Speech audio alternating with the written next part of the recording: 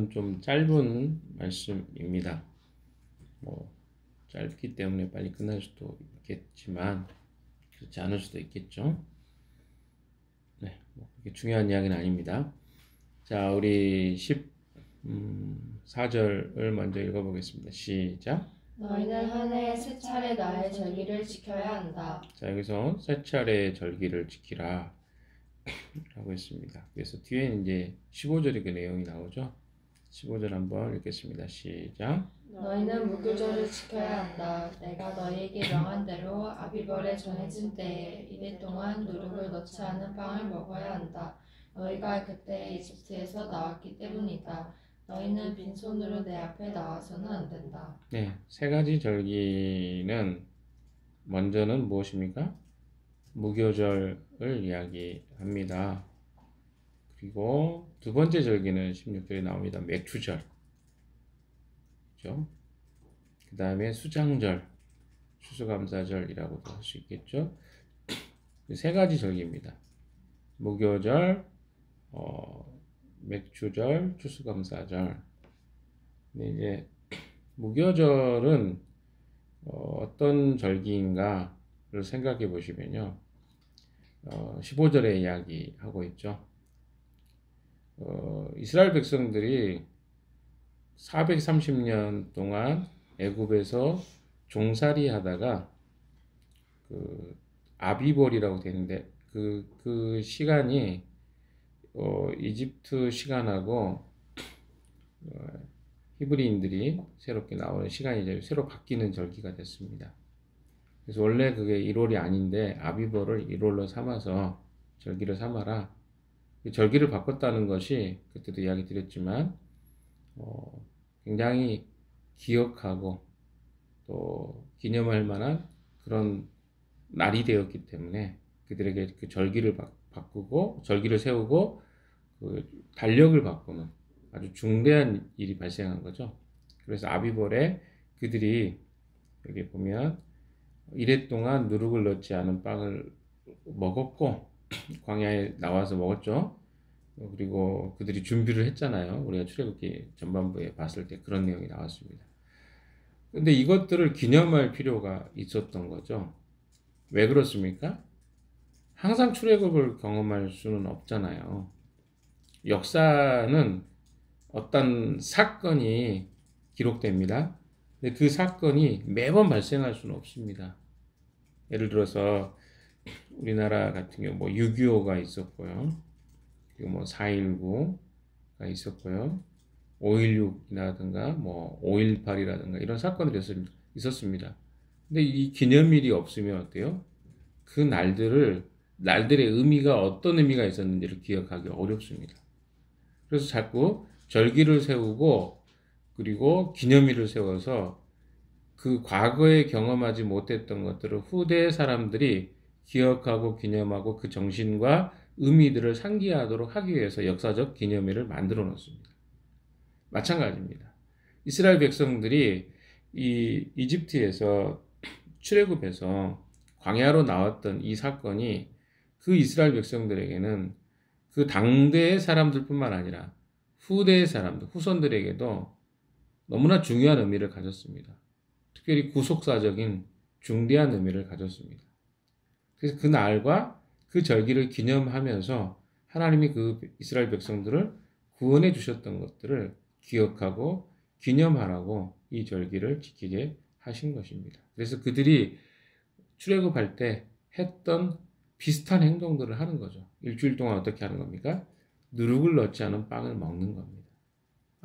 그러면 질문들이 나올 거 아닙니까? 자손들이. 아빠, 이 빵은 너무 이렇게 맛이 없어?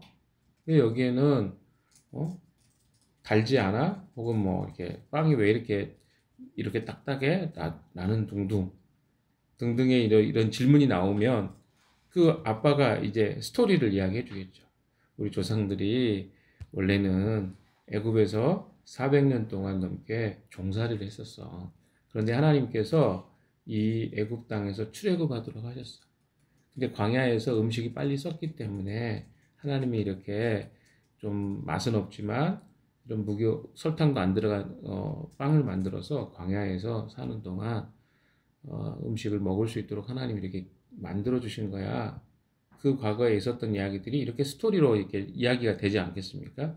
그래서 이런 스토리들을 기억하고 기념하게 하기 위해서 절기를 하나님이 세웁니다.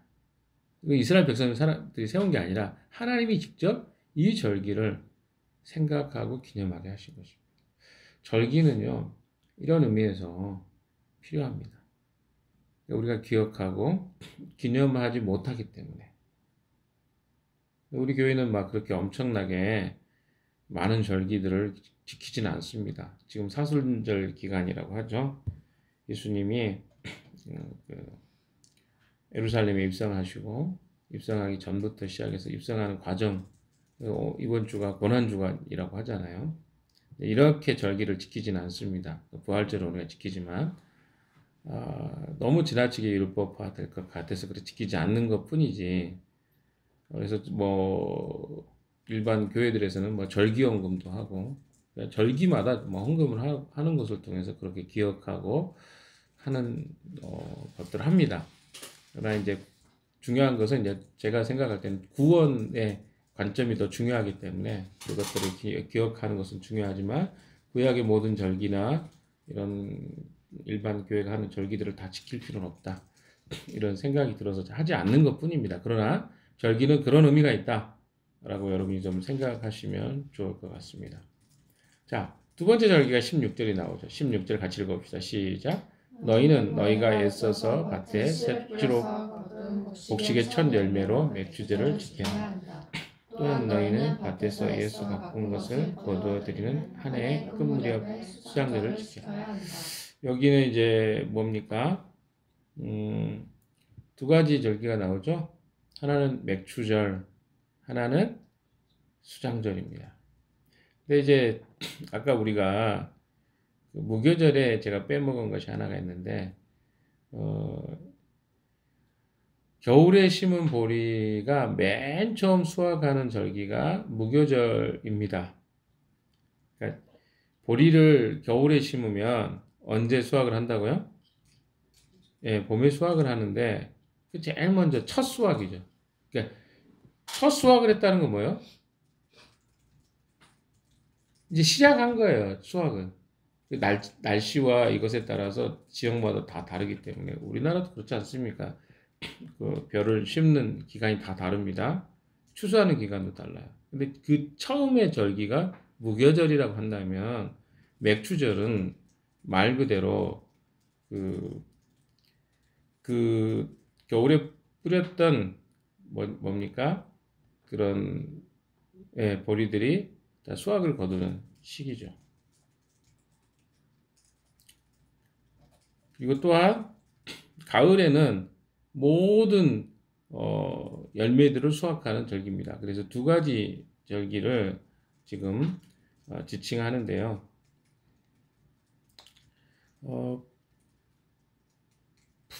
푸릇한 보리가 대부분입니다. 이 무교절에는. 그러나 어떻습니까? 이제 이렇게 표현하면 좀 여러분이 헷갈릴 것 같긴 한데 조금 더 설명을 좀 디테일하게 합시다. 맥추절은요, 그 보리가 익어서 첫 수확을 하는 절기라고 생각하시면 되고, 이 무교절에는 아직 보리가 익어서 따지는 못합니다. 그러나 첫 수확의 시작점이라고 생각하시면 돼요. 그리고 맨 마지막에 추수감사절은 수장절이죠. 이때는 완전히 모든 추수가 다 끝나고 감사 열매와 곡식을 다 거둔 다음에 하는 이 절기입니다. 그래서 이게 다 뭐와 연관이 있습니까?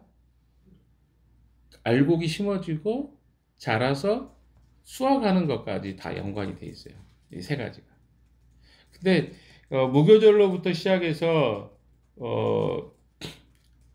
맥추절은 77절이라고 하는데요. 77에 49, 약 50일 정도가 지난 다음에 있는 절기입니다. 그러니까 무교절부터 시작해서 얼마만큼? 50일이면 한 달 한 20일 후에 있는 절기죠. 그래서 이 절기에 이 세 가지 절기는요, 조금만 붙어 있어요. 완전히 떨어지지 않습니다. 한 달 반이면, 한 달 20일, 뭐, 두 달이라고 생각해 봅시다. 두 달이면 그렇게 멀지 않잖아요. 뭐, 우리가 3월에 절기가 있었으면 5월에 절기가 있고, 5월에 절기가 있으면 또 언제? 6월이나 7월에 이게 7월 정도에 있는 거죠. 그렇게 해서 어떻게 되는 거예요? 이 세 가지 절기를 지키게 하는 것입니다. 그래서 수확이 다 끝나고 이 하나님께 드려지는 열매를 어떻게 해요? 하나님께 기뻐하면서 이것이 다 하나님으로부터 온 것입니다 라고 하는 것들을 그들이 기억하면서 절기를 지키는 것이 바로 마지막 절기인 수장절입니다. 이 수장절 때는 뭐랍니까? 초막절이라고도, 수장절을 초막절이라고도 하는데요. 이스라엘 백성이 40년 동안 광야에 방랑 생활을 했던 것을 기념하면서 이 초막절이 뭐예요? 텐트 생활합니다.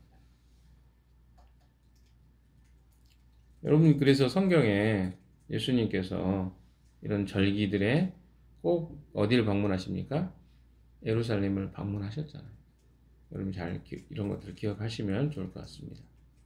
자, 그러면 왜 이런 절기들을 세웠는지, 그러니까 뭐 내용도 중요합니다만 세웠는지가 더 이제 조금 더 중요할 것 같습니다. 17절 한번 같이 봅시다. 시작. 너희 가운데 남자들은 모두 한 해에 3번 주 하나님 앞에 나와야 한다. 자, 여기 보면 우리 자매들이 기분 나빠하지 마십시오. 여기 보면 성경에 너희 가운데 남자들은 모두 한 해에 3번 주 하나님 앞에 나와야 합니다. 고대 시대에 남성 중심적인 사회였기 때문에 그런 것도 있고요. 또 하나는 뭡니까? 뭐 차별적으로 느껴질 수도 있을지 모르겠습니다. 그러나 여기에는 포함되어 있지 않지만 자녀들과 여성들도 거기에 참여하는 것이 금지되어 있지는 않습니다. 그러나 남자들은 어떻게 하니까 의무적인 거예요. 이렇게 좀 생각하시면 될 것 같습니다. 그래서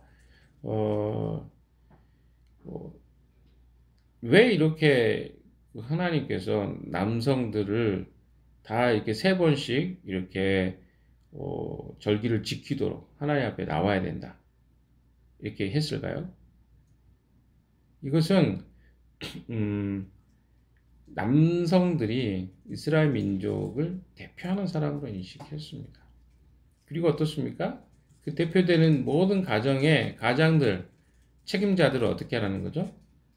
이 절기를 기억하고 지키는 것에 책임이 있다는 것입니다. 기억하는 것입니다. 기억한다는 말은 무엇일까요? 이런 절기나 이런 시기, 3차례의 시기들에 하나님 앞에 반드시 너의 인생과 삶의 주인이 하나님이신 것을 너희 모든 이스라엘 지파는 알아야 된다는 것입니다. 왜? 이스라엘 백성의 특이점들은, 특별함은 어디서 왔냐면 하나님과 연결된 것으로 온 거예요. 그러니까 그 백성이 새로운 하나님이 허락해 주신 가나안 땅에 들어갔을 때 기억해야 될 것은 하나님이 그들을 그 백성으로 인도하셔서 그 땅에 보내셨다는 것을 기억할 것들을 이스라엘 남자들에게 책임과 의무로 준 것이죠. 이것이 중요한 의미입니다. 그러니까 우리가 어떤 절기와 특별히 뭐 부활절도 그렇고 우리는 이제 추수감사절이나 성탄절 절기를 이렇게 지킵니다. 이런 절기에는 뭐 하는 겁니까? 특별하게 하나님이 내 인생에 어떤 분인가를 기억하고 그 절기를 통해서 우리의 삶을 돌아보고 점검하도록 하나님이 이런 시간들을 허락해 주셨다는 것입니다.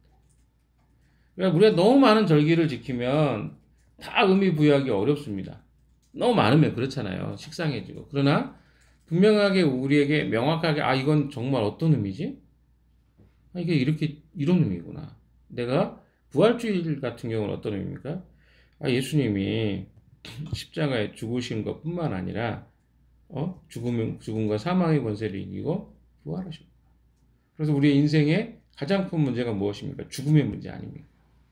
그 죽음의 문제를 예수 그리스도의 죽으심으로 해결해 주셨구나. 그것을 기억하는 게 부활주일이에요. 근데 그걸 생각하지 않고 그냥 부활주일이네? 이렇게 절기를 지킨다면 절기의 의미를 모르는 것이죠. 성탄절 같은 경우 그렇습니다. 우리는 어렸을 때 성탄절하면 선물 받고 이런 것을 많이 기억할 겁니다. 우리가 크리스마스 분위기가 있잖아요. 우리의 가슴을 설레게 하고. 그러나 그것의 의미보다 예수 그리스도가 이 땅에 우리를 대신해서 십자가에 죽기 위해서 친히 하나님이 이 땅에 오신 날로 우리가 그날을 기념하는 겁니다. 꼭 그날 오신 건 아니겠지만 날짜가 중요한 게 아니라 기념하는 의미가 중요하다는 거죠. 추수감사절은 뭡니까? 한 해를 돌아보면서 한 해의 모든 내 삶에 주어지는 소득과 또 내 삶에 지금 주어진 생명과 이 삶이 하나님으로부터 기인됐습니다라고 하는 것들을 한 해를 돌아보면서 기념하는 것이 추수감사절입니다. 이런 절기예요. 자, 이것을 여러분이 기억할 필요가 있을 것 같습니다. 18절, 19절 같이 읽겠습니다. 시작. 너희는 나에게 바치는 희생제물의 피를 누르면 빵과 함께 바쳐서는 안 된다. 그리고 절기 때에 나에게 바친 기름을 다음날 아침까지 남겨두어서도 안 된다. 너희는 너희 땅에서 난 첫 열매 가운데서 제일 좋은 것을 주 너희 하나님의 집으로 가져와야 한다. 너희는 새끼 염소를 그 어미의 젖으로 삶아서는 안 된다. 자, 여기서 보면 희생제물의 피를 누룩넣은 빵과 함께 바쳐서는 안 된다. 그리고 절기 때 나에게 바친 기름을 다음날 아침까지 남겨둬서 안 된다. 이게 좀 어려운 말씀이죠. 이게 무슨 말인가? 먼저 좀 생각해 봐야 될 것은 6월절 제물에 대한 규정인데요. 희생의 피라는 것은 6월절 어린 양의 피를 이야기합니다.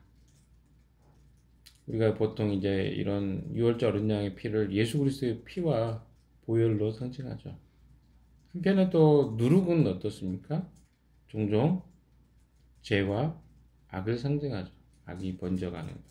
그러니까 어떤 의미겠습니까? 이걸 같이 연결해 보면 거룩한 것과 부정한 것을 함께 드리지 말라는 뜻으로 이해가 될 수 있겠습니다. 하나님의 거룩한 희생제물의 피와 또 부정한 것을 함께 드리지 말아라. 그래서 희생제물의 피를 누룩 넣은 빵과 함께 바쳐서는 안 된다. 이렇게 이야기합니다. 그러나 어떤 제물에서는 조금 다른 의미로도 해석되기 때문에 제가 정확하게 오늘날의 의미에서 이게 어떤 의미다 라고 단정 지을 수는 없을 것 같습니다. 그러나 또 이제 뒤에 보시면 이런 의미도 있죠. 절기 때 나에게 바친 기름을 다음날 아침까지 남겨둬서도 안 된다. 희생의 기름을 아침까지 남겨두지 말라는 것이죠. 아까도 이야기했지만 희생의 기름이라는 것은 희생의 피도 그렇고 어린 양을 구워서 하나님께 제물로 바칠 때 거기서 흘러나오는 기름을 이야기합니다. 어린 양을 제물로 바치는데 거기서 흘러나오는 기름입니다. 이 같은 그 기름을 아침까지 남겨두지 못하도록 하는 이유는 뭡니까? 하나님께 드려진 것을 가볍게 취급하지 않게 하기 위해서입니다. 다시 말해서 희생 제물의 기름을 너무 오랫동안 일정 시간 이상 보관하지 않도록 이렇게 이 표현은 뭐냐면 좀 뭐 이렇게까지 설명을 해야 되나 하겠지만 이렇게 생각해 보면 피조물들에게 부여해 주신 하나님의 생명을 이제 피나 기름이라고 이야기할 수 있겠죠. 이것은 하나님께만 드리기 위한 특별한 것이라는 거예요. 그래서 이런 것들을 잘 관리하고 또 아침까지 남겨둘 경우는 기름이 엉키거나 더러워지는 현상이 발생합니다. 그래서 이런 걸 잘 하나님께 드려지는 것에 대한, 그러니까 드려진다는 건 뭡니까? 관리하지 않고 내가 그것을 소홀히 여기면 그것들이 의미 없는 것이 되는 거죠. 그러니까 우리가 하나님 앞에 헌금을 하든 우리 삶을 드리든 우리가 깊은 헌신의 의미와 이런 것들을 생각하지 않고 드린다면 그것은 형식이 되고 의미 없는 것이 되는 거죠. 마찬가지로 이스라엘 백성들도 이런 세세한 어떤 하나님 앞에 드려지는 뭐 기름이라든가 피라든가 누룩이라든가 이런 것들을 가벼이 여기고 그냥 형식만 취하는 나중에 그렇게 갑니다. 그래서 이런 것들을 미리 하나님이 그 뭡니까? 이런 규례들을 통해서 정해 주신 거 이런 건 이렇게 해라. 왜? 그것이 사소한 것 같은데 하나님 편에서 굉장히 중요하다. 왜? 우리가 그 예배와 하나님께 드려지는 희생 제물에 대한 마음을 담아서 드리는 것이 이런 관리하지 않는 것을 통해서 드러나기 때문에 그렇습니다. 그래서 하나님은 이런 희생 제물 하나 드리는 것에 대해서도 네 마음을 담아서 드려라. 우리가 뭐 이번에 그 부활절 같은 경우도 헌금 하기로 했잖아요. 특별히 이제 산불 피해 입었던 분들에게 좀 돕는 일을 하려고 하는데 여러분 어떤 생각하십니까? 이런 거 할 때요. 여러분 미리 마음으로 생각을 하세요. 내가 내 삶에 그분들하고 연결고리가 없을 수도 있습니다. 그러나 하나님이 허락해 주신 것으로 이웃과 나라의 또 같은 민족과 또 사람들 어려움을 겪는 사람들을 돕는 것은요 연결되어 있는 것들입니다. 내 자신뿐만 아니라 또 우리 공동체와 또 조금 더 확산하면 우리 민족의 어려움을 당하는 사람들까지 확산된 하나님의 우리가 하나님에 대한 헌신과 사랑이 그렇게 표현될 수 있는 것이죠. 근데 이런 거 없이 그냥 하나님과 해야 되겠다라고 하면 그 별로 하나님 기뻐하지 않는 돈만 하는 것은요 그렇게 큰 의미가 없어요. 그러니까 항상 우리는 어떤 행위를 하거나 일들을 행할 때 무엇을 돌아봐야 돼요? 우리의 근본적 동기를 늘 점검하는 거예요. 그렇지 않으면 종교화 될 수밖에 없습니다. 자, 뒤에 보시면요. 19절 같이 읽읍시다. 시작. 너희는 너희 땅에서 난 첫 열매 가운데서 제일 좋은 것을 주 너희 하나님 집으로 가져와야 한다. 너희는 새끼 염소를 그 어미의 젖으로 삶아서는 안 된다. 흥미로운 게 맨 마지막 부분이 나오고요. 그 전에 먼저 생각해 봅시다. 너희 땅에서 난 첫 열매 가운데 제일 좋은 것을 주 너희 하나님께 집으로 가져와. 하나님의 집으로 가져와. 여기 이런 말들이 우리에게는 좀 이제 고지고대로 해석이 되면 안 됩니다. 어떤 오해라냐? 하나님 너무 이기적이다.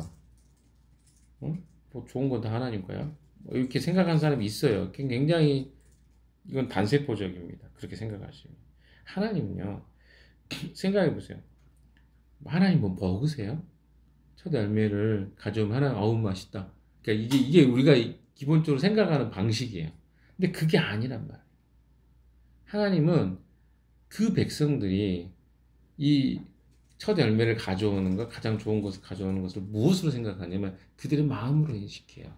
그러니까 우리가 하나님 앞에 이것을 가져가는 것이 하나님에 대한 우리의 마음의 표현으로 생각하시지 정말 그것이 하나님 뭐가 부족해서 너희들이 가져와야 나를 채울 수 있다. 하나님이 충분하셔요. 채워져 계신 분이에요. 그분이 다 허락해 주신 거예요. 그런데 이런 행위가 뭐예요? 이것이 다 하나님으로부터 왔다는 것을 우리가 계속 우리 삶에서 고백하는 겁니다. 근데 우리가 이걸 하지 않잖아요. 그럼 어떤 행동이 되냐면 다 내가 노력해서, 내가 애쓰고, 내 인생에 다 내가 주인, 이런 생각을 우리는 할 수밖에 없는 존재라는 거죠.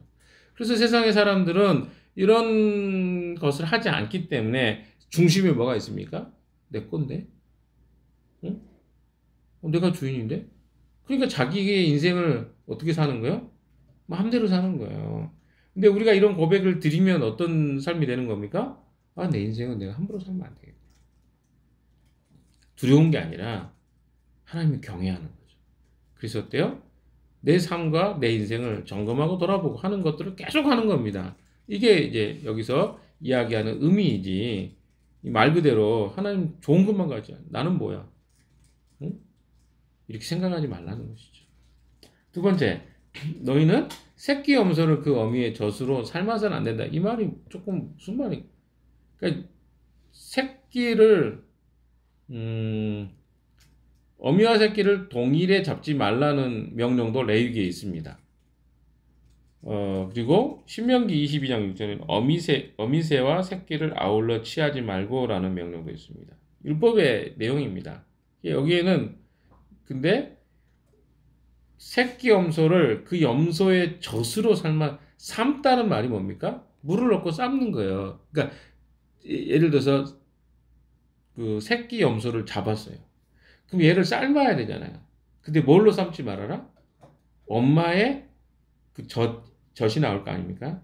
염소에게. 근데 그 젖으로 삶은 것은 이것은 안 된다는 거야. 왜 안 된다고 했을까, 그러면? 그래서 이방 사람, 그 당시에 이방 사람들은요, 이런 일을 행했습니다. 어떤 일입니까?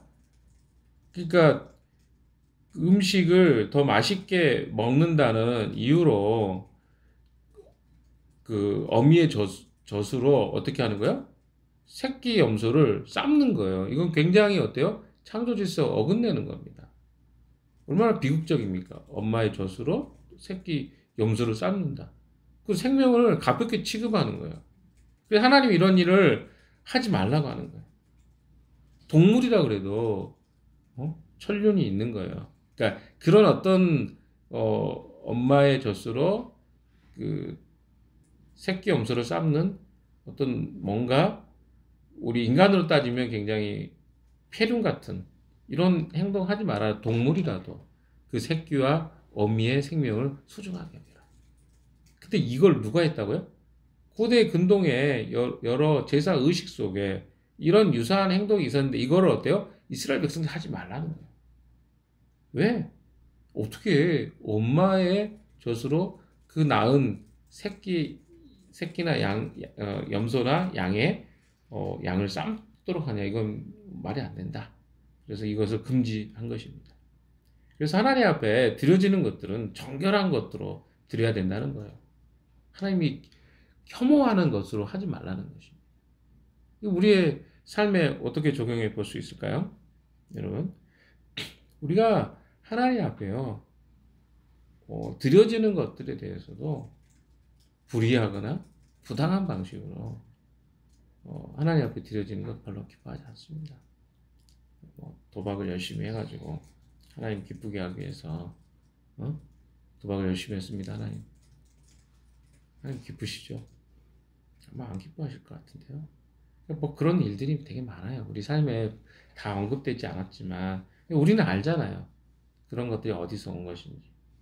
아니면 내 안에 있는 그 본심과 마음이 정말 하나님과 맞닿아. 특별히 물질은요, 우리 마음과 굉장히 맞닿아 있습니다. 근데 하나님께 드려지는 것들에 대해서 우리가 깊이 생각하지 않고 드려지는 현상이 있어요. 우리는 왜 물질에 늘 욕심이 있잖아요. 하나님께 드려지는 것도 아까워하잖아요. 우리 안에 모두가 아까워하는 게 아니라 분명히 순간순간마다 우리의 상태와 상황에 따라서 달라집니다. 그러나 하나님은요, 여기 오늘 이제 본문의 내용을 정리해 보면 그렇습니다. 소유를 우리가 하나님 앞에 어떠한 마음으로 드려야 될 것인가. 그 절기와 내용 속엔 다 빈손으로 나오지 말라거든요. 그것은 무엇입니까? 하나님 앞에 우리의 마음을 가지고 나오라는 거예요. 그 마음이 뭘로 표현됩니까? 물질로 표현된다. 너의 물질과 너의 마음이 연결되어 있음을 기억하고 지금 드려지고 있는 너의 삶의 시간과 또 마음, 몸과 또 몸도 그렇지 않습니까? 내 마음대로 쓰는 거 하나님 기뻐하지 않습니다. 하나님 거예요. 왜 여러분 마음대로 씁니까? 그래서 내가 마음대로 내 시간과 내 수면이며 어떤 욕구며 이런 것들을 우리 마음대로 해소해서 안 된다는 거야. 왜? 다 하나님 것이니까. 특별히 물질은 하나님의 굉장히 중요하게 바라보시고 왜? 마음과 깊이 연결되어 있기 때문에. 이 부분을 오늘 말씀으로 우리에게 해주신다고 저는 생각합니다. 사랑하는 여러분, 오늘 말씀을 통해서 하나님이 주신 이 메시지 기억하시고요. 우리에게 주신 것들 하나님께 드릴 때 잘 점검하고 마음을 살피는 여러분 되시기를 바랍니다. 기도하겠습니다.